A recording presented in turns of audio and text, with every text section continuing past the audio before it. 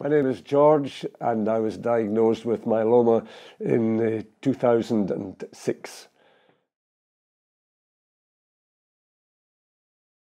Well, I knew there was something wrong with me, but the thought of it being a cancer, no, that hadn't.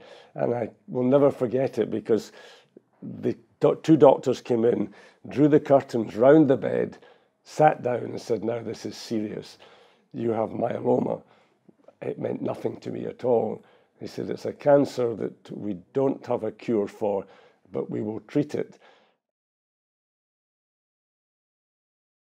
Shattered, I think, I just didn't know what to think. But very quickly, you pull yourself together. And I thought, my wife will be in at 3 o'clock. And by that stage, I had decided that whatever days, months, weeks, I would fight on.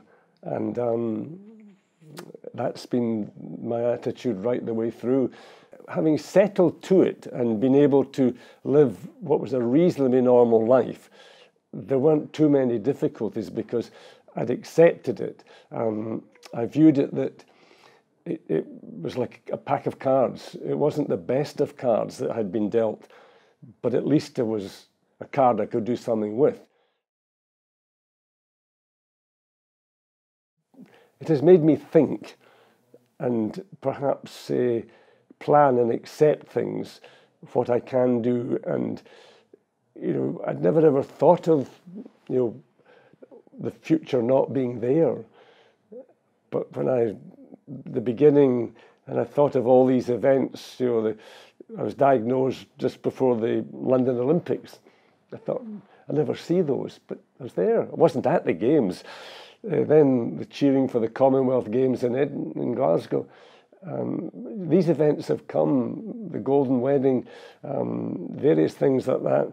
So it's made me appreciate what life is. One person said to me that they thought I was flippant. So I said, "What do you mean by that?" He said, "Well, you don't appear to relate to how serious it is." I said, "Oh, well, hold on a second." I said, "I know exactly where I stand. But I said, if you want me to go into a corner and sit, why did this have to happen? And the days will just disappear." So really the diary of events can now include coping with myeloma. Myeloma is part of my life, but I'm still living a very similar life to what I would have imagined had I not been diagnosed. I don't go out carrying a banner, "Please talk to me." To somebody who is not able to speak about it, they've just got to try. And I think once they get a dual dialogue going, they will benefit. If you don't enter the dialogue, you won't get anything out of it. As I go to participate in whatever I can, because again, that's where you meet people, that's where you learn. If you don't search for knowledge, it won't necessarily land on your lap.